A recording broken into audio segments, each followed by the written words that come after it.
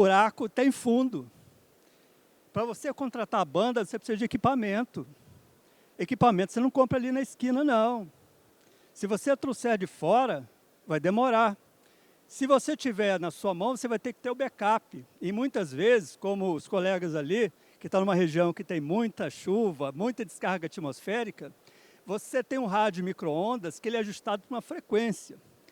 Quantos rádios micro-ondas você vai ter para aquela frequência? Rádios que custam caro. Isso aí é ativo, ou melhor, é um passivo, que você vai ter que investir dinheiro e vai ficar parado. E necessariamente você não vai ter o backup do backup depois. Então eu tenho que pensar muito nessa questão de aumento de banda. Eu tenho a concorrência. A região onde eu atuo, por exemplo, tem registrados pelo menos 20 provedores. 20. Onde cada um quer ter seu feudo, né? Cada um acha que é dono daquela área. E isso não é verdade. Internet não tem dono. É claro que tem aqueles que são mais encrespados, né? Que vão cortar o seu cabo, que vão interferir no seu rádio. Isso tem em todos os lugares. Concorrência. Gerenciamento de tráfego.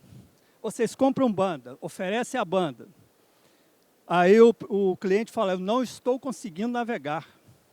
Eu não consigo acessar o meu serviço. Não é verdade? Você está em casa e não consegue usar a internet. E aí? Que a coisa mais deprimente que você quer ver o jogo, lá pela banda larga, e não consegue ver, ou que a sua televisão começa a travar, até porque a gente tem um monte de tecnologia dentro de casa que usa internet todo o tempo todo, e as pessoas esquecem disso. Então eu tenho que, como provedor, como usuário de internet, mesmo eu não sendo provedor, eu tenho que gerenciar a minha banda. Eu já tive um caso, há muito tempo, onde um cliente dizia que não conseguia navegar com a banda do meu provedor. Ele tinha um link contratado de 10 mega na época. E a gente ia medir o tráfego dele e tinha 11 mega, porque ele tinha lá o chorinho dele ainda. E ele não navegava. Nós chegamos era uma empresa de seguros, tinham 10 máquinas. Como é que 10 computadores usados alternadamente vão consumir 10 mega full o tempo todo? Foi fácil descobrir. Ele tinha uma rede Wi-Fi onde ele entregava a senha para todo mundo. Todo mundo que morava, residia em torno da loja dele, acessava a internet dele. Então todo mundo usava. Aí realmente não tem 10 mega que suporte. Só que ele não tinha gerência sobre isso. E o provedor que não consegue nem gerenciar a banda que ele entrega. Esse é o fim da picada, né? Ou melhor, o fim da picada para o provedor, que ele não vai se aguentar mais. Então, gerenciamento de tráfego também é preciso. Segurança cibernética. A Karine falou aqui, LGPD. Vocês querem tomar uma burdoada? É serem pegos pela LGPD. São milhões de multa. Ah, mas aqui é Brasil, aqui não se aplica multa. Gente, eu estive em Brasília algum tempo atrás, participei de alguns eventos lá. A LGPD vai pegar. E se ela não pegar, a gente que está do lado de fora vai fazer pegar, vai fazer valer. Porque é muito desmando. E é o único jeito de limpar os maus profissionais. Então, segurança cibernética, cara, eu vou ter que ter um firewall, vou ter que ter gateway, vou ter que ter... Vai.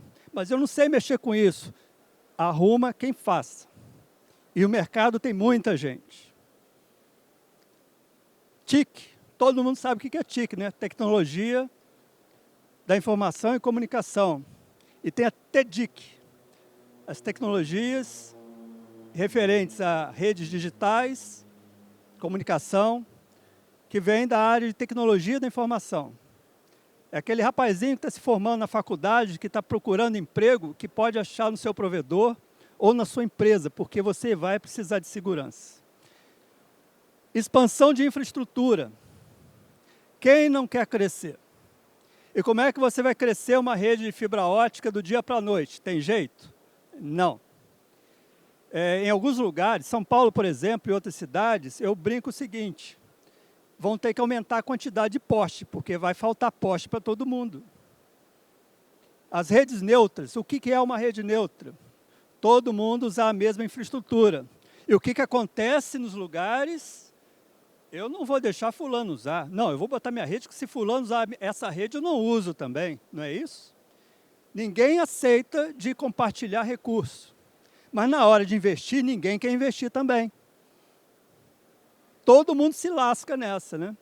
Então, expansão de infraestrutura também é outra área que provedor tem como desafio atualmente. E como que a IA pode ajudar o provedor? Oportunidades e benefícios. Por exemplo, vocês sabiam que a IA pode gerenciar os seus microtics? Vocês sabiam que os IAs podem gerenciar seus ciscos? Vocês sabiam que um IA pode gerenciar seus rádios melhor do que vocês? Porque ela não dorme, ela está 24 horas por dia, ela precisa de energia, ela precisa de atualização, mas ela vai estar o tempo todo ativa. Tarefas operacionais. Foi falado aqui pelo Marcos, manutenção. Normalmente a gente só faz manutenção quando o bicho pegou, né? Já caiu a rede, já se lascou o SLA. Corre, bota a equipe em campo. Aí você pega, por exemplo, São Paulo, tenta se locomover em São Paulo em qualquer hora agora, Rio de Janeiro. Vamos fazer uma enquete aqui. Quem é do norte aí? Tem alguém do norte, Amazonas? Por exemplo, eu vou pegar estado por estado. Manaus, que a gente tem negócio em Manaus. Quantos recursos de internet vocês têm? Quantos fornecedores de internet vocês têm naquela estrutura que vocês têm lá? Quando chove? Quando o tempo fecha, que o sistema satélite fica doido? Não é problemático para você fazer manutenção lá? Você correr aquelas cidades próximas lá, atender aquele pessoal todo? Nordeste, tem alguém aí? Sudeste, São Paulo, Minas, Rio, Espírito Santo. Centro-Oeste, tem gente? Pô, ninguém está viajando nesse país, não. Ó, tem Centro-Oeste aqui. Sul. Sul está aqui também. Cada região do Brasil tem uma demanda. As demandas são sempre relativas à manutenção preventiva, que acaba se tornando em manutenção corretiva. Porque já deu M. Já caiu a rede, você está buscando, botando equipe em campo. Você tem aí o quê? 3 horas para reparar uma fibra ótica no SLA padrão. Se você trabalha com fibra ótica, são 2 horas só para preparar a fibra, você já chega no laço. Se for rádio enlace, dependendo da frequência, micro-ondas, vai ter lá, você vai ter que ter o seu jogo de rádio, vai ter que realinhar o rádio, ver potência. Isso é um Deus nos acuda, que eu já trabalhei já com empresas que vendiam rádio também, a Comba Telecom, então eu sei como é que é isso. Então, como que a IA pode nos ajudar? Antecipando o funcionamento dos equipamentos, porque tem um algoritmo que vai ver como que está o sinal, se está oscilando, energia, se está oscilando. Vários fatores que o ser humano não consegue dominar, simultaneamente, a IA vai fazer. Otimização da rede. A gente fala em backup, a gente fala em redundância. A gente tem aqueles conceitos de redundância e contingência, né, de rede. Redundância, eu consigo fazer a rede funcionar todinha, mesmo em queda de algum enlace. Na contingência, alguém vai se lascar. O ideal é que tenha redundância. Então, com IA, eu tenho algoritmos que podem me permitir re-rotear a rede. Por que uma operadora gigante consegue ter 99,9999% de disponibilidade? Ela não faz milagre, ela faz roteamento e usa um algoritmo para isso. Cara, mas você está falando um negócio que é operadora, eu sou ISP.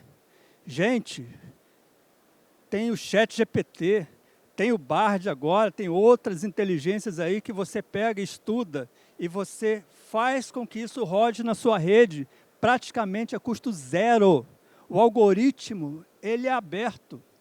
É só entender um pouquinho ou colocar alguém que entenda.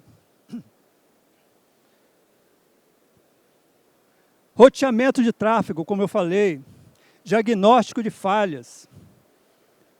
Você tem uma rede FTTH, um FTTX, tem aí as novas tecnologias de redes de gigabit. Como é que você vai fazer gerenciamento de uma rede giga, como você fazia no passado? Não tem como. As novas tecnologias de FTTX, que estão chegando aí, você tem o Wi-Fi, já ouviram falar do Wi-Fi, que é o Wi-Fi de luz, para você ganhar velocidade, para você ganhar throughput. Como é que você vai gerenciar isso como você gerencia hoje? Não vai. Tu vai fechar, bicho, tu vai quebrar, porque a operadora vai investir nisso com todo o fogo que ela tiver. E você não tem como? Claro que tem. Todo mundo tem condições, basta usar a cabeça e o teclado. Isso vocês têm de sobra na rede de vocês.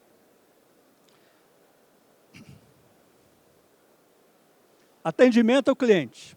Chatbot. Eu falo que é o chato bot, porque tem uns que são muito chato. O atendimento deles é muito enjoado. É um passo a passo chato. Será que eu não consigo agilizar isso? Será que eu não consigo fazer um atendimento mais eficiente, personalizado para o cliente? Onde ele vai pegar o número que está ligando, ele já vai saber quem é, vai puxar toda a ficha corrida do cara e já vai dar o que você precisa. Tem pessoas que acham que estão falando com pessoas, né? Mas não é vantagem isso? Você ser atendido por uma pessoa, ainda que seja cibernética? Pelo menos não tem aquela coisa chata, aperte 1, aperte 2, aperte 3, aperte a ponte que caiu. Porque você vai perdendo a paciência com várias coisas. Você chega lá no final, ele fala, infelizmente eu não posso resolver o seu problema. Qual a vontade que dá? De quebrar aquilo ali, não dá? A outra vontade que dá é você sair daquele serviço. Por isso que concessionária, ela ainda não consegue abraçar o seu cliente. Mas se ele abraçar antes de você, perdeu a namorada, perdeu o resto, cara. Perdeu o amor, vai para a guerra. Então, atendimento ao cliente é um dos principais pontos que um chatbot pode resolver. Mas mais do que isso, ele te dá estatística, números. Quanto que você ganha no seu provedor por mês? Você sabe? Você faz o seu BI, você tem aí seu levantamento, você tem seu Excel? Acho que todo mundo aqui usa Excel. Você faz a análise inteligente dos dados que o seu Excel gera, ou você só gera Excel para ter lá no final do mês o deve ou haver? Porque isso vai fazer diferença. E eu não preciso fazer isso, porque tem inteligência dentro do Excel, sabia? O Excel da Microsoft ou qualquer planilha eletrônica hoje, você pode botar inteligência. Se você é um cara que, no dia que a professora falou das contas lá, regra de 3, se você não sabe fazer percentual, tudo bem. O chatbot vai pegar aquela informação, vai compatibilizar aquela informação, contabilizar a informação e a inteligência dentro da planilha vai te dar as contas.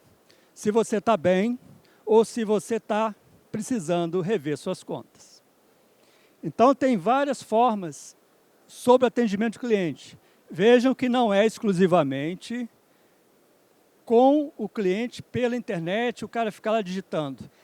Dentro da sua estrutura, você usar a inteligência a seu favor para te dar a contabilidade de como está o seu negócio. Analisar a experiência do cliente. Vocês já foram em loja que vocês são bem atendidos e você volta só porque você foi bem atendido? Ou mesmo que o preço não seja bom, não, eu vou naquela loja porque fulano me atendeu bem. Não, eu vou naquela loja porque o produto é bom, apesar de ser mais caro. Eu estou para ver, hoje, quem usa internet, que coloque valor em primeiro lugar. Eu uso internet. Eu tenho meu negócio. Eu tenho home office. Eu tenho 2 provedores. 2 provedores.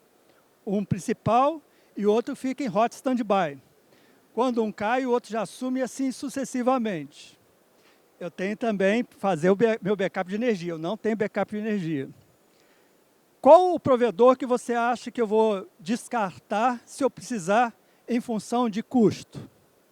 Aquele que me atende pior, porque o serviço é o mesmo.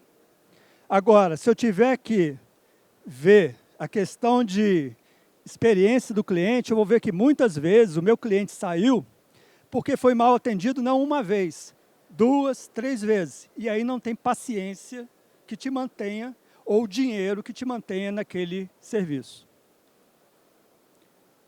A análise de experiência do cliente tem que ser uma coisa imparcial. Tem que ser como se fosse uma perícia na sua rede. Porque nós, seres humanos, somos tendenciosos a determinadas situações. A máquina não, ela faz uma análise e vai te dar o resultado. Se você vai querer acompanhar ou não, é um problema seu enquanto dono do negócio. Mas ela vai te avisar, olha, você está perdendo cliente na região tal por causa disso. Por causa daquilo. Então eu consigo fazer isso. A previsão de manutenção, fibra ótica. Todo mundo investe em fibra ótica. Fibra ótica parece que no Brasil virou a tábua de salvação de todos os provedores, né? Quem estava só no rádio criou uma rede híbrida, que é o certo. Ninguém bota os ovos em uma cesta só. Só que fibra ótica precisa de manutenção. Quanto tempo dura, ou qual é o tempo de vida de uma rede fibra ótica? 20 anos. Ah, não, mas não pode ser só 20 anos. Em média, fibra ótica precisa de manutenção. Fibra ótica está no poste. O cabo de fibra ótica está sujeito a raios ultravioleta. Vai ter perda, vai ter emenda. A caixa de emenda vai ter perda, vai entrar água. Você vai vigiar todas as suas caixas de emenda. Você vai usar lá um monitor de fibra para todas as suas fibras ativas, só se você tiver muita grana. Mas se você tiver, por exemplo, um IA que faça isso para você, ele vai começar a analisar o cabo todo, vai te dizer a estimativa de vida daquele cabo, os trechos e melhorias que você possa fazer. E o mais legal é você mesmo que vai sugerir o que ele vai falar para você, da sua expertise, do seu conhecimento. Então, previsão de manutenção é uma coisa facílima para um IA fazer. Eu tenho que olhar a hora aqui que o cara que coordena isso aqui é muito chato com o horário, aí tem que ficar de olho aqui. Não tem ninguém para olhar para mim, eu tenho que olhar. Desafios para implementar. Primeiro, a aquisição dos dados. Você tem base de dados para fazer isso? Porque se você usa o Excel, você usa uma planilha lá que tem o nome dos clientes e tal, aí você tem um sistema, tem um ERP, por exemplo, que você faz entrada de dados. Você tem nome, endereço, telefone, CPF. Tem a localização geográfica daquele sujeito. E o que mais você tem? Porque você não faz o controle do cliente. Você não sabe quais são as necessidades do cliente. Você não tem mais informações relevantes. Você vai precisar. Qual o custo de implementação? Talvez eu precise investir em equipamento. Tem provedor que, para economizar, usa até sistema operacional ultrapassado, né? Para não pagar royalty. Tem provedor que não paga um ERP porque acha que pode controlar a base de clientes na planilha. Quero ver planilhar 10 mil clientes e perder essa planilha. Estou falando isso que eu já vi acontecer. O cara simplesmente, ele quer se jogar para algum lugar, mas ninguém vai deixar porque ele tem que manter aquilo funcionando. Eu tenho que cuidar também de treinamento pessoal. Onde eu treino esse pessoal? Ah, vou levar lá na empresa tal, vou levar em São Paulo. O cara tá lá, você está lá no Amazonas, vai trazer o cara aqui em São Paulo para treinar, sua equipe toda, isso é viável? Você está lá em Goiás, você está... O Brasil é enorme, gente, são vários países aqui dentro. Então, tem um problema hoje que é treinamento pessoal, você precisa de mão de obra para isso. E você não vai pegar o cara a laço, tipo o cara que trabalha no poste, o reparador, para ele fazer isso. Porque ele entende tanto de IA quanto vocês. Então, isso é um problema. Escassez de talentos, profissionais qualificados. Gente, eu sou professor. Eu dou aula para sistemas de informação, para engenharia de automação, engenharia de sistemas. Eu consigo formar 5, talvez 8 caras por semestre que conseguem chegar ao final. Eu falo que são os sobreviventes. Eles são disputados a tapa, porque não tem mão de obra disponível para isso. E você não consegue formar dentro da sua empresa porque o seu negócio não é esse. Então, eu tenho que pensar nessa questão de formação de mão de obra.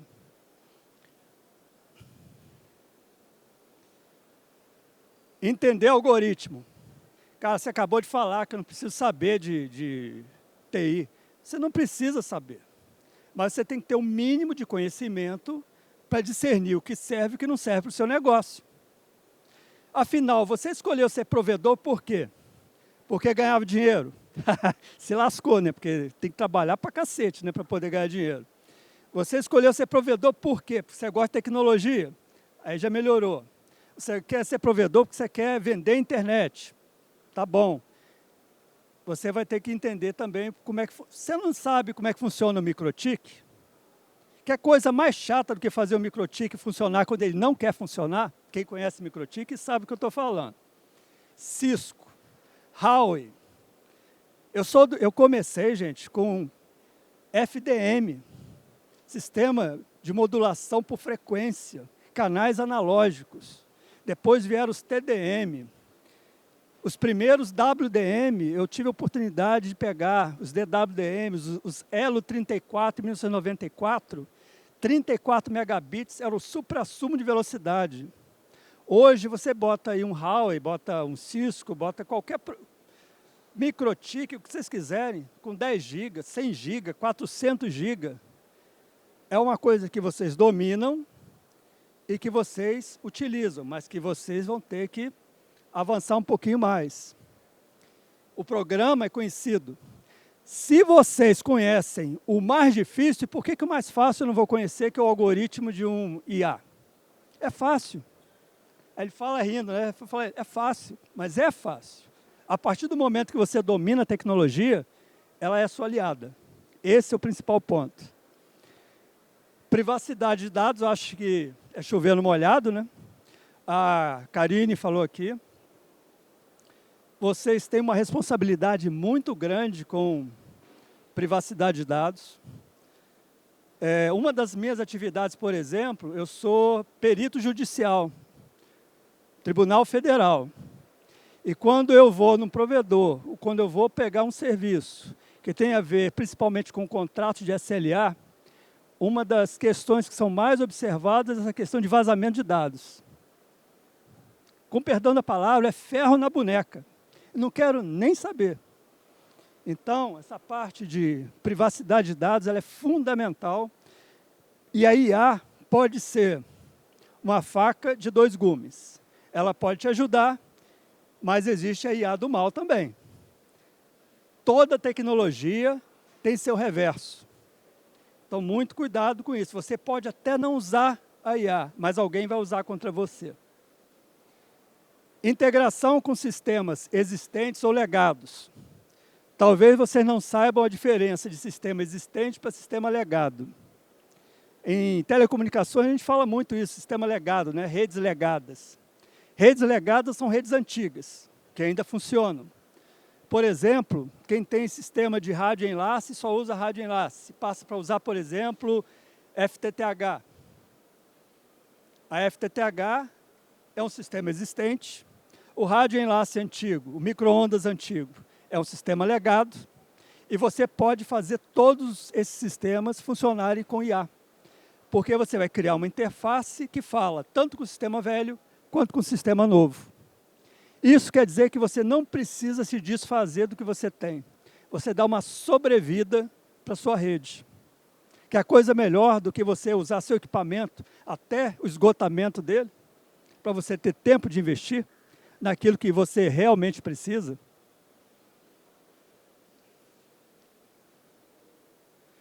E o principal desafio, aceitação e mudança cultural. Eu aposto que muitos estão ouvindo aí eu falar, pô, ele está falando isso, é tecnologia, a minha rede funciona bem. Mudança cultural. Se eu não evoluir, eu quebro. Se eu não acompanhar as tendências de mercado, eu quebro. Vem ela com aquela placa de 10 minutos ali. Tá, pode deixar, valeu. Avisa para o cara aqui que também são 10 minutos. A resistência interna.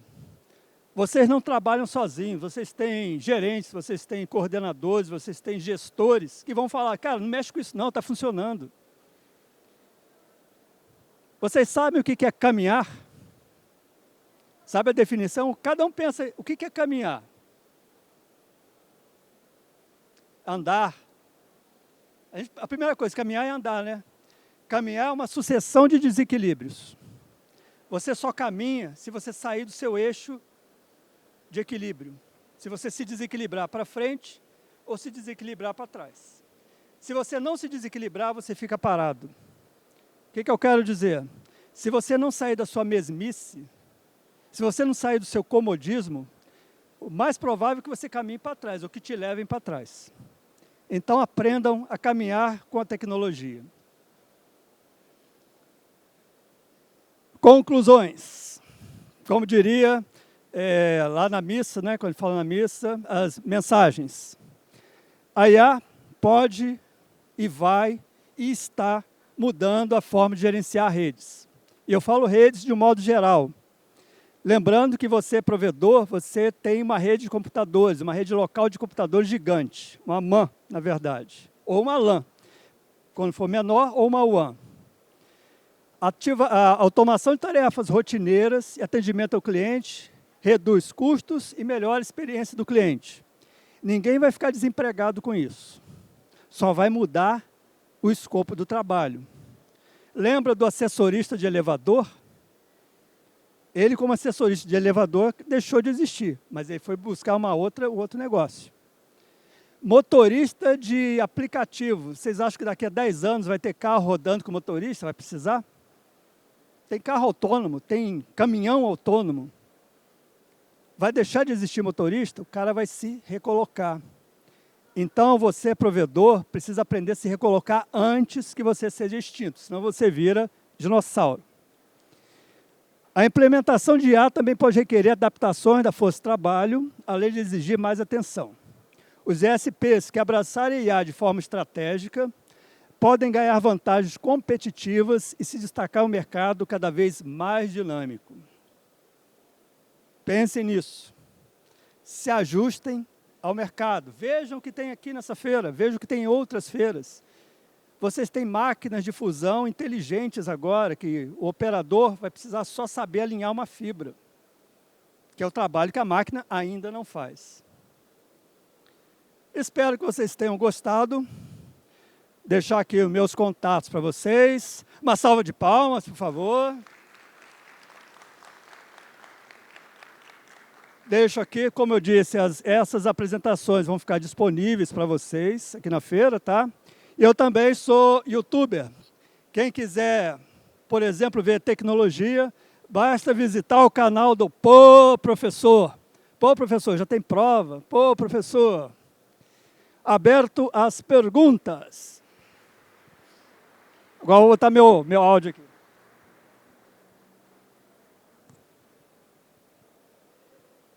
Ninguém para perguntar? Eu fui tão perfeito assim na minha apresentação, não é possível. Olha lá, um para salvar aqui a minha carreira. Boa noite, professor. Muito obrigado pela sua grata explicação. Né?